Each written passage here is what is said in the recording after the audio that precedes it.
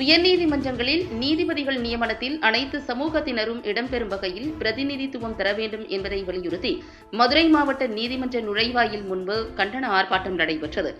ஆர்ப்பாட்டத்தில் விடுதலை சிறுத்தைகள் கட்சியின் தலைவர் தொல் திருமாவளவன் மற்றும் 100க்கும் மேற்பட்ட வழக்கறிஞர்கள் கலந்து கொண்டு கண்டன கோஷங்களை எழுப்பினர். தொடர்ந்து செய்தியாளர்களை சந்தித்த விடுதலை சிறுத்தைகள் கட்சியின் தலைவர் தொல் திருமாவளவன், உயர்நீதிமன்ற நீதிபதிகளாக 12 பேரை நியமனம் செய்ய உள்ளனர். அனைத்து பாதிக்கப்பட்ட ஒடுக்கப்பட்டவர்களை சார்ந்தவர்களையும் நியமிக்க வேண்டும். தென் மாவட்டங்களில் உள்ள பிரமலை கள்ளர், அருந்ததியர், மறவர், ஆதி திராவிடர் சமுதாயங்களைச் சேர்ந்த பிரதிநிதிகள் நீதிமன்ற நியமனங்களில் இல்லை என்ற முறை உள்ளது. இது தொடர்பாக தீர்மானம் நிறைவேற்றப்பட்டு உரிய நீதிபதிகளின் கவனத்திற்கு கொண்டு செல்லப்பட்டுள்ளது.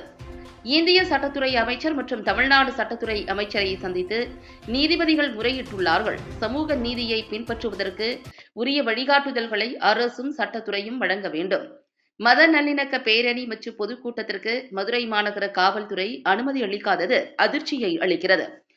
திமுக கூட்டணியில் எந்த சலசலப்பும் இல்லை. கருத்து முரண்கள் இருந்தாலும் கூட கட்டுக்கோப்பாக ஒற்றுமையோடு இருக்கின்றோம் என்பதுதான் அவர்களுக்கு உள்ள சிக்கல். இல்லாதது பொல்லாததை இட்டுக்கட்டி பேசுகிறார்கள். மற்றபடி அதில் சொல்வதற்கு எதுவும் இல்லை. திமுக கூட்டணியில் இருந்து கொண்டே வெளிப்படையாகத்தான் அனைத்து பிரச்சனைகளுக்கும் போராடி வருகிறோம். திமுக கூட்டணியில் எங்களுக்கு எந்த ஒரு நெருக்கடியும் இல்லை. திமுக கூட்டணியில் விசிகாவும் ஒரு அங்கம். திமுக கூட்டணியை உருவாக்கியதில் விசிகாவுக்கும் பங்கு உள்ளது. அதே போல அதை காப்பாற்றுவதற்கான பொறுப்பும் விசிகாவிற்கு உள்ளது. அனைத்து பொறுப்புகளையும் ஏற்று செயல்படக்கூடிய கட்சியாகத்தான் விசிக உள்ளது. எந்த இடத்திலும் பலவீனப்படவில்லை என்றார். வழக்குரைஞர்கள் அன்பழகன், அருள் ஜோசப், சரவணன், இன்குலாப், ரவிக்குமார், மாதவன், கனகவேல், ராஜேந்திரன், முகமது அப்பாஸ் ஆகிய தோழர்களே, இதில் பங்கேற்று சமூக நீதியை வலியுறுத்தி உரையாற்றி அமர்ந்திருக்கிற மதுரை வழக்கறிஞர் சங்கத்தின் செயலாளர் வழக்கறிஞர் மோகன்குமார் அவர்களே, மதுரை வழக்கறிஞர்கள் சங்கத்தின் தலைவர் திரு பாஸ்கரன் அவர்களே, மூத்த வழக்கறிஞர் தோழர் பசும்பன் பாண்டியன் அவர்களே, பார் கவுன்சில் உறுப்பினர் வழக்கறிஞர் அசோக் அவர்களே, மூத்த வழக்கறிஞர் திரு அருள்வடிவேல் சேகர் அவர்களே, மூத்த வழக்கறிஞர் அண்ணன் ஹென்றி டிஃபேன் அவர்களே, மற்றும் இந்த நிகழ்வில் பங்கேற்று இதனை சிறப்பித்துக் கொண்டிருக்கிற அனைத்து வழக்கறிஞர்களே, உங்கள் அனைவருக்கும் என்னுடைய பணிவார்ந்த வணக்கத்தை தெரிவித்துக் கொள்கிறேன். உயர்நீதிமன்ற நீதிபதிகள் நியமனங்களில் சமூக நீதியை கடைபிடிக்க வேண்டும் என்கிற கோரிக்கை நீண்ட காலமாக வலியுறுத்தப்பட்டு வருகிறது. அதனை மேலும் வலியுறுத்தக்கூடிய வகையிலே இன்றைக்கு மதுரை வழக்கறிஞர்கள் ஒருங்கிணைந்து இந்த ஆர்ப்பாட்டத்தை வெற்றிகரமாக நடத்தி கொண்டிருக்கிறார்கள். இதில் பங்கேற்று என்னுடைய கருத்தை தெரிவிக்கக்கூடிய வாய்ப்பை வழங்கியமைக்காக முதலில் என்னுடைய நன்றியை உரித்தாக்குகிறேன். உச்ச நீதிமன்றமாக இருந்தாலும் உயர் நீதிமன்றமாக இருந்தாலும் அவற்றில் சமூக நீதி பின்பற்றப்படவில்லை, இது மிக பெரும் அநீதி என்பதை தொடர்ந்து பாதிக்கப்பட்ட தரப்பிலிருந்து நாம் அனைவரும் குரல் எழுப்பி வருகிறோம். இங்கே பேசிய வழக்கறிஞர்கள் அது குறித்து விரிவாக உங்களிடத்திலே பதிவு செய்திருக்கிறார்கள். இடஒதுக்கீடு என்பது ஒரு மோசடி என்பதை நான் பல சந்தர்ப்பங்களில் அழுத்தமாக குறிப்பிட்டிருக்கிறேன். 4ஆம் தரம் 3ஆம் தரம் பணிகளில் தான் இடஒதுக்கீடு என்பது நடைமுறையில் இருக்கிறது. அதிகாரம் வாய்ந்த பதவிகளில் இடஒதுக்கீடு என்பதே இல்லை. பேராசிரியர் நியமனங்கள், துணைவேந்தர் நியமனங்கள், உயர் கல்வி நிறுவனங்களில் இருக்கிற இயக்குனர் போன்ற பதவிகள், இப்படி அதிகாரம் வாய்ந்த பதவிகளில் இடஒதுக்கீடு இல்லை. பதவி உயர்வில் இடஒதுக்கீடு இல்லை. அதே போல நீதிமன்றங்களில் குறிப்பாக உயர் நீதிமன்றம், உச்ச நீதிமன்றம் ஆகியவற்றில் இடஒதுக்கீடு நடைமுறையில் இல்லை. இந்த பதவிகளில் அதிகாரம் வாய்ந்த இடங்களில் இடஒதுக்கீடு ஏன் இல்லை என்பதை இதுவரையில் யாரும் இது குறித்து உரிய விளக்கம் அளிக்கவில்லை, அதற்கு தயாராகவும் இல்லை. தனியார் துறைகள் தான் இங்கே பெருமளவில் உள்ளன. அரசு துறைகள் மிக சொற்பம்தான். 15% அரசு துறைகள் என்று எடுத்துக்கொண்டால் 85% தனியார் மயப்படுத்தப்பட்ட துறைகள் தான். தனியார் துறைகளில் இடஒதுக்கீடே இல்லை. 15% இருக்கிற அரசு துறைகளில் மத்திய மாநில அரசுகள் மற்றும் பொதுத்துறைகளில் இடஒதுக்கீடு வேலை நியமனங்களில் மட்டும் இருக்கிறது, பதவி உயர்வு இல்லை. வேலை நியமனங்களிலும் கூட 3ஆம் தர 4ஆம் தர பணிகளில் தான் இடஒதுக்கீடு கணிசமாக நிரப்பப்படுகிறதே தவிர அதுவும் முழுமையாக இல்லை. 18% SC/ST என்றால் 18% எல்லா துறைகளிலும் நிரப்பப்படுவதில்லை. கூட்டுவது, பெருக்குவது, கழுவுவது போன்ற சாதாரண வேலைகள், OA போன்ற வேலைகள், ஆபீஸ் அசிஸ்டன்ட், இது மாதிரியான வேலைகளில் இடஒதுக்கீடு ஓரளவுக்கு பின்பற்றப்படுகிறது. 6%-இருந்து 7% அளவுக்குத்தான் SC/ST-க்கான இடஒதுக்கீடு நிரப்பப்படுகிறது. OBC நிலைமையும் அவர்களுக்கு 27% மத்திய அரசு துறைகளில் இருக்கிறது என்றால் அவ்வளவு கிடையாது. அதிலும் 10%க்குள்ளாகத்தான் நிரப்பப்படுகிறது. எல்லா துறைகளிலும் 27% ஒவ்வொரு துறையிலும் இடஒதுக்கீடு நிரப்பப்படுகிறதா? கல்வித்துறை என்றால் 27% இருக்கிறதா என்றால் என்று ஒவ்வொரு துறையும் அப்படி தனித்தனியே பார்த்தால் இந்த 27% என்பது கூட நிரப்பப்படுவதில்லை. OBC 15% SC-க்கு, 7.5% ST-க்கு. ஒப்பீட்டளவில் 5-லிருந்து 6% தான். பதவி உயர்வில் இடஒதுக்கீடே கிடையாது. அதிகாரம் வாய்ந்த பதவிகளில் இடஒதுக்கீடே கிடையாது. ஆக தனியார் துறைகளில் இடஒதுக்கீடு இல்லை. அரசு மற்றும் பொதுத்துறைகளில் இடஒதுக்கீடு இருந்தாலும் கடைநிலை ஊழியர்களாக இருக்கக்கூடிய பதவிகளில் மட்டும்தான், நியமனங்களில் மட்டும்தான் இடஒதுக்கீடு இருக்கிறது. அந்த இடஒதுக்கீடும் 5 அல்லது 6% அளவில் தான் நிரப்பப்படுகிறது. உயர் நீதிமன்றம் போன்ற மிக உயர்ந்த பதவிகளில் இடஒதுக்கீட்டை நடைமுறைப்படுத்த முடியாது என்பதில் உறுதியாக இருக்கிறார்கள். ஆகவே கூட்டி கழித்து பார்த்தால் இடஒதுக்கீடு என்பதே ஒரு ஏமாற்று வேலை, ஒரு மோசடி வேலை என்றுதான் தெரிய வருகிறது. சமூக நீதி என்பது முழுமையாக நடைமுறையில் இல்லை. மக்கள் தொகை அடிப்படையில் இடஒதுக்கீட்டை உயர்த்த வேண்டும், அதுவும் உயர்த்துவதில்லை. SC/ST மக்கள் தொகை இன்றைக்கு 2011 படி பார்க்க போனால் 21% தமிழ்நாட்டில் 21% இடஒதுக்கீடு இருக்கிறதா என்றால் இல்லை, உயர்த்தப்படவில்லை. கேட்டால் 50% மேல் உச்ச நீதிமன்றம் இடஒதுக்கீட்டை வழங்கக்கூடாது என்று ஒரு உச்சவரம்பு விதித்து விட்டது. ஆகவே அதை உயர்த்த முடியாது என்கிற ஒரு நிலை. தமிழ்நாட்டில் மட்டும் விதிவிலக்காக போராடி 69 என்கிற இடஒதுக்கீட்டை அரசமைப்பு சட்டம் அட்டவணை 9 இணைக்கப்பட்டிருக்கிறது ஒரு பாதுகாப்புக்காக. வேறு எந்த மாநிலங்களிலும் அப்படி இல்லை என்கிற ஒரு சொல்லப்படுகிறது. ஆனால் சில மாநிலங்களில், பீகார் போன்ற மாநிலங்களில் 70 விழுக்காட்டின் மேல் நடைமுறைப்படுத்துகிறார்கள், அதை மீறி செய்கிறார்கள்.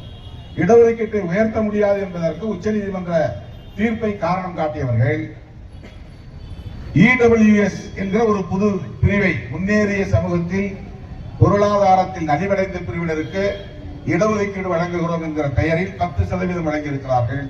அந்த 10% உச்ச நீதிமன்றத்தின் உச்ச வரம்பை மீறுகிறதா இல்லையா என்று யாரும் விளக்கம் சொல்லவில்லை. அந்த 10% இதிலிருந்து எடுக்கிறார்கள். ஏற்கனவே நடைமுறையில் இருக்கிற 50%க்குள் இருந்து அதை பின்பற்றுகிறார்களா அல்லது 50 தாண்டி எடுத்து கையாளுகிறார்களா என்ற கேள்விக்கு விடையில்லை. அந்த 50% உச்ச வரம்பை மீறுகிற வகையில் அரசே, நாடாளுமன்றமே அவர்களுக்கென்று ஒரு சட்டத்தை உடனே கொண்டு வந்து நடைமுறைப்படுத்துகிறார்கள். ஆனால் SC, ST, OBC மைனாரிட்டிஸ்கான இந்த இடஒதுக்கீட்டை முற்றாக சிதைத்து விட வேண்டும் என்று திட்டம் போட்டு அனைத்து பொதுத்துறைகளையும் தனியார் துறைகளாக மாற்றிக் கொண்டிருக்கிறார்கள். ரயில்வே, அதே போல விமான நிலையங்கள், வங்கிகள், NLC போன்ற நிறுவனங்கள், பொதுத்துறை நிறுவனங்கள் எல்லாவற்றையும் தனியார் மயமாக்கிவிட்டால் அதில் இடஒதுக்கீடு கேட்டு போய் நாம் நிற்க முடியாது. அதற்காக இனி போராட்டம் நடத்த வேண்டும். அது எத்தனை 10 ஆண்டுகள் கடந்து போகும் என்று தெரியாது. தனியார் துறையில் இடஒதுக்கீட்டை கொண்டு வர முடியுமா என்ற கேள்வியும் இருக்கிறது. ஆனால் இன்றைக்கு இருக்கிற ஆட்சியாளர்கள் ஒட்டுமொத்தத்திலே இடஒதுக்கீடு என்கிற கோட்பாடே கூடாது என்பதற்காகத்தான் EWS என்கிற பெயரில் ஒரு இடஒதுக்கீட்டு சட்டத்தை கொண்டு வந்திருக்கிறார்கள். ஏனென்றால் ஏற்கனவே இருக்கிற இடஒதுக்கீட்டுக்கான கொள்கை என்பது சமூக நீதி கொள்கை. EWS என்பது சமூக நீதி கொள்கை அல்ல. அது சமூக நீதி அடிப்படையில் கொண்டு வரப்பட்ட இடஒதுக்கீடு அல்ல. ஆகவே இடஒதுக்கீட்டுக்கான அடிப்படை கோட்பாடு சமூக நீதி என்பதை நீர்த்து போக செய்வதுதான். அது இல்லை, அது மட்டுமே கிரைட்டீரியா இல்லை என்று அதை மறுதளிப்பதுதான், அதை செயலிழக்க வைப்பதுதான் ஆட்சியாளர்களின் நோக்கமாக இருக்கிறது. அதற்காக கொண்டு வரப்பட்டதுதான், ஏழை மக்களுக்காக கொண்டு வரப்பட்டதல்ல. ஏழை மக்களுக்கு இடஒதுக்கீடு தேவையில்லை. பொருளாதார அடிப்படையில் அவர்களுக்கு கடன் உதவி செய்யலாம், உதவித்தொகை வழங்கலாம், வேறு வருமான வரம்பு உயர்த்தி அவர்களுக்கு அரசு சலுகைகளை செய்யலாம். இப்படித்தான் ஏழை எளிய மக்களுக்கு செய்ய வேண்டிய செயல் திட்டங்கள். ஆனால் இடஒதுக்கீட்டிலே பொருளாதாரத்தை ஒரு அளவுகோலாக கொண்டு வருகிறார். இடஒதுக்கீட்டிற்கு பொருளாதார நிலையை ஒரு அளவுகோலாக கொள்ளக்கூடாது என்பதுதான் கான்ஸ்டிடியூயன்ட் அசம்பிளியிலே விவாதிக்க பெற்று புரட்சியாளர் அம்பேத்கர் போன்ற அன்றைய சமகால தலைவர்கள் விரிவாக விவாதித்து எக்கனாமிக்கல் ஸ்கேல் என்பது கூடாது, சோசியல் ஸ்டேட்டஸ் என்பது மட்டும்தான் சமூக நீதிக்கான ஒரு அடிப்படை நியதியாக இருக்க முடியும். இந்த சமூகத்தில் சாதி இருக்கிற வரையில் சமத்துவம் இருக்காது. ஆகவே அந்த சமத்துவத்தை கொண்டு வருவதற்கு சமூக நீதி என்கிற கோட்பாடு தேவைப்படுகிறது என்கிற அடிப்படையில் தான் பொருளாதாரத்தை அளவுகோலாக கொள்ளக்கூடாது என்று பண்டிட் ஜவஹர்லால் நேரு போன்ற தலைவர்கள், புரட்சியாளர் அம்பேத்கர் போன்ற தலைவர்கள், அன்றைய சமகால தலைவர்கள் விரிவாக விவாதித்து அதை மறுதளித்தார்கள், நிராகரித்தார்கள். பொருளாதார அளவுகோல் கூடாது என்பதை உறுதிப்படுத்தினார்கள். ஆனால் இன்றைக்கு EWS எதற்காக வந்தது என்றால் அந்த கிரைட்டீரியாவை தகர்க்க வேண்டும் என்பதுதான். சமூக நீதி என்பது சாதி அடிப்படையிலானதாக இருக்கிறது. அதனால் உயர் சாதி மக்களுக்கு மறுக்கப்படுகிறது, வாய்ப்பு மறுக்கப்படுகிறது. SC ST மற்றும் OBC மைனாரிட்டிஸ் மட்டும் இடஒதுக்கீட்டு பயன்களை பெறக்கூடியவர்களாக இருக்கிறார்கள். இதனால் பார்வர்ட் கம்யூனிட்டிஸ் என்கிற அந்த சமூக பிரிவினருக்கு அநீதி இழைக்கப்படுகிறது என்று சில அமைப்புகள், மதவாத அமைப்புகள் தொடர்ந்து கோரிக்கையாக வைத்து அதன் அடிப்படையில் கொண்டு வரப்பட்டதுதான் எக்கனாமிக்கலி வீக்கர் செக்ஷன் என்கிற ஒரு பிரிவு, புதிய கோட்பாடு. இதை எதற்காக சொல்லுகிறேன் என்றால் சமூக நீதி என்கிற கோட்பாட்டையே சிதைக்கிற முயற்சி அது. EWS என்பது முன்னேறிய சமூகத்தில் உள்ள ஏழை எளியவர்களுக்கு உதவி செய்வதாக சொல்லப்படுகிறதே தவிர உண்மை காரணம் அது அல்ல. சமூக நீதிக்கான அடிப்படையான நோக்கம் என்னவோ அந்த நோக்கத்தை சிதைப்பதுதான் அவர்களின் கருத்து. ஆக ஒட்டுமொத்தத்தில் நாம் இன்றைக்கு உயர்நீதிமன்ற நீதிபதிகள் நியமனங்களில் இடஒதுக்கீடு வேண்டும் என்று கேட்கிறோம். சொல்ல போனால் உச்ச நீதிமன்ற நீதிபதிகள் நியமனங்களிலும் இடஒதுக்கீடு வேண்டும். உயர் நீதிமன்றங்கள் மட்டுமல்ல, தமிழ்நாட்டில் இருக்கிற உயர் நீதிமன்றம் மட்டுமல்ல, இந்தியா முழுவதும் இருக்கிற அனைத்து உயர் நீதிமன்றங்களிலும் இது நடைமுறைக்கு வர வேண்டும். உச்ச நீதிமன்றத்திலும் அப்படி நடைமுறைக்கு வர வேண்டும். நாடு விடுதலை பெற்று 75 ஆண்டுகளை கடந்த நிலையில் இன்னும் உச்ச நீதிமன்றத்தில் ஒரு குறிப்பிட்ட சமூக பிரிவினரே கோலோச்சுகிறார்கள். 90 விழுக்காட்டுக்கு மேல் அவர்களே இன்னும் ஆதிக்கம் செய்கிறார்கள். இது எப்படி நிகழ்கிறது? இங்கே இன்னும் அரசமைப்பு சட்டம் நடைமுறைக்கு வரவில்லை என்பதற்கு இது ஒரு சான்று. இன்னும் வர்ணாசிரம தர்மம் தான், மனுஸ்மிருதி சட்டம் தான் நடைமுறையில் இருக்கிறது என்பதற்கு உச்ச நீதிமன்றத்தில் நீதிபதிகள் நியமனங்களே ஒரு சான்றாக இருக்கிறது. யாராலும் அதற்குள்ளே தலையிட முடியாது. அவ்வளவு பெரிய இறுக்கம் நிறைந்த இரும்பு எஃகுக்கோட்டையாக அது இருக்கிறது. உச்ச நீதிமன்றத்திற்குள்ளே எவ்வளவு பெரிய ஜாம்பவான்களும் OBC தலைவர்களும் புரட்சியாளர்களும் கூட அந்த நீதிபதிகள் நியமனத்தில் தலையிட முடியாது, கருத்து சொல்ல முடியாது, கை வைக்க முடியாது, அசைக்க முடியாது என்கிற நிலை இருப்பது எந்த அடிப்படை? அதற்கு யார் அந்த அதிகாரத்தை தந்தது? IAS IPS போன்ற பதவிகளுக்கு UPSC மூலம் தேர்வு நடத்தி ஒரு முறைக்கு பல முறை முயற்சி எடுத்து அதில் தேர்ச்சி பெற்றவர்கள் நேர்காணலிலும் தோல்வியடைந்து பிறகு தேர்ச்சி பெற்று அந்த அதிகாரத்திற்கு வருகிறார்கள். ஆனால் நீதிபதிகள் நியமனங்களில் மட்டும் இது போன்ற எந்த நடைமுறையும் தேவையில்லை. கொலீஜியம் என்கிற முறையில 3 பேர் கூடி ஒட்டுமொத்த தேசத்தின் தலைவிதியை தீர்மானிக்கிறார்கள். இது எவ்வளவு பெரிய அநீதி! இது இந்த 3 பேர் எப்படி ஒரு, அதாவது அல்டிமேட் என்பது சுப்ரீம் கோர்ட் தான், அதுக்கு மேல எதுவும் கிடையாது. அங்கே என்ன சொல்லப்படுகிறதோ அதுதான் கடைசி தீர்ப்பு. அதை சொல்லக்கூடிய இடங்களில் 60 பேரோ 70 பேரோ நியமிக்கப்படுகிறார்கள் என்றால் அந்த நியமனத்தை செய்யக்கூடிய அதிகாரம் நாடாளுமன்றத்திற்கும் கிடையாது, மற்றவர்களுக்கும் கிடையாது, எந்த ப்ராசஸும் இல்லை. ஒப்புக்கு அரசின் கவனத்திற்கு அனுப்புகிறார்களே தவிர தீர்மானிப்பது கொலீஜியம் என்கிற 3 பேர் கொண்ட 3 நீதிபதிகளை கொண்ட பேனல் தான். அவர்கள் யாராக இருக்கிறார்கள், அவர்கள் என்ன மைண்ட் செட் உள்ளவர்களாக இருக்கிறார்கள், அவர்கள் எப்படிப்பட்ட பின்னணியில் வளர்ந்தவர்களாக இருக்கிறார்கள், என்ன கோட்பாட்டை உள்வாங்கியவர்களாக இருக்கிறார்கள், இவற்றில் இடம் தரக்கூடிய, அது தமிழ்நாடு அளவிலே இருக்கிற கொலீஜியமாக இருந்தாலும் அகில இந்திய அளவிலே இருக்கிற கொலீஜியமாக இருந்தாலும் அது இடம் தரக்கூடியவர்கள் சமூக நீதியின் மீது நம்பிக்கை உள்ளவர்களாக, அரசமைப்பு சட்டம் சொல்லுகிற லிபர்ட்டி, ஈக்வாலிட்டி அண்ட் ஃப்ரெட்டர்னிட்டி என்று சொல்லக்கூடிய அந்த கோட்பாடுகளின் மீது நம்பிக்கை உள்ளவர்களாக இருந்தால் நீதிபதிகள் நியமனங்களிலும் இடஒதுக்கீட்டை நடைமுறைப்படுத்த வேண்டும். அதுதானே நியாயம். நீதிபதிகள் நியமனங்களில் இடஒதுக்கீட்டை நடைமுறைப்படுத்தினால் தரம் தாழ்ந்துவிடும், தரம் குறைந்துவிடும் என்று எந்த அடிப்படையிலே சொல்லப்படுகிறது? பாபர் மசூதி இடிப்பு வழக்கில் நீங்கள் தந்த தீர்ப்பு நியாயமான தீர்ப்பா? அது விமர்சனத்திற்கு அப்பாற்பட்ட தீர்ப்பா? ஆதாரங்களின் அடிப்படையிலே தரப்பட்ட தீர்ப்பா? ஆவணங்களின் அடிப்படையிலே தரப்பட்ட தீர்ப்பா? சாட்சியங்களின் அடிப்படையிலே தரப்பட்ட தீர்ப்பா? சட்டம் ஒழுங்கு என்கிற அடிப்படையில் ஒரு அளவுகோலை கொண்டு 2 பேரும் ஒற்றுமையாக போங்கள் என்று உள்ளூரிலே கீழே செய்யப்படுகிற கட்ட பஞ்சாயத்தை போல அல்லவா ஒரு தீர்ப்பு வழங்கப்பட்டது. உச்ச நீதிமன்றம் தீர்ப்பு வழங்கினால் விமர்சிக்க கூடாதா? விமர்சிக்க கூடாது என்கிற அச்சுறுத்தலும் இருக்கிறது. ஜனநாயகத்திலே அனைத்தும் விமர்சனத்துக்கு உட்பட்டவை, அனைத்தும் கேள்விக்கு உட்பட்டவை. ஆகவே அந்த நீதிபதிகள் நியமனங்களில் சமூக நீதி பின்பற்றப்பட வேண்டும் என்கிற குரல் ஜனநாயகத்தின் குரல். இது ஏதோ ஒரு பாதிக்கப்பட்ட சிலரின் குரல் அல்ல. ஜனநாயகம் இருப்பதால் தான் பாதிக்கப்பட்டவர்கள் பேசுகிறோம். ஜனநாயகத்தின் குரலாகத்தான் பாதிக்கப்பட்ட தரப்பின் குரல். இன்றைக்கு உயர் நீதிமன்றத்தை நீதிபதிகளிலே மொத்தம் இன்றைக்கு 60 பேர், 65 பேர் அதிலே நியமனம் செய்யப்பட்டு பணியிலே இருப்பவர்கள் 12 பேரோ 13 பேரோ உயர் சமூகத்தை சார்ந்தவர்கள். இப்ப உயர் நீதிமன்றம் என்பதற்கு பதிலாக உயர் சாதி மன்றம் என்று சொல்லக்கூடிய நிலைதான் இருக்கிறது.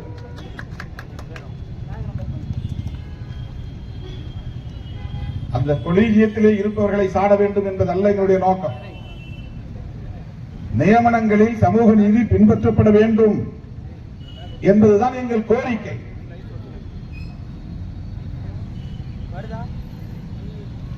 ஆகவே ஒரு குறிப்பிட்ட சமூகத்தை சார்ந்தவர்கள் மட்டுமே சட்டத்தில் திறம் வாய்ந்தவர்கள், ஆற்றல் வாய்ந்தவர்கள், சட்ட நுணுக்கம் தெரிந்தவர்கள், தீர்ப்பு எழுதக்கூடிய வல்லவர்கள் என்று அவர்களே தீர்மானித்துக் கொண்டு இப்படிப்பட்ட அணுகுமுறைகளை கையாளுகிறார்கள்.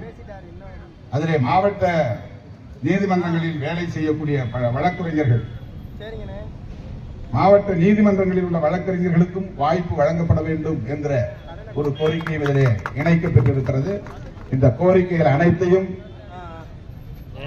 விடுதலை சிறுத்தைகள் கட்சியின் சார்பில் நாடாளுமன்ற உறுப்பினர் என்கிற முறையில் நான் வரவேற்கிறேன், ஆதரிக்கிறேன். இதை விடுதலை சிறுத்தைகள் கட்சியின் சார்பில் ஏற்கனவே பல நிகழ்வுகளில் அல்லது மாநாடுகளில் தீர்மானங்களாக நாங்கள் நிறைவேற்றி இருக்கிறோம். ஆகவே இந்த சமூக நீதியை நிலைநாட்டுவதற்கு தொடர் போராட்டங்கள் தேவைப்படுகிறது.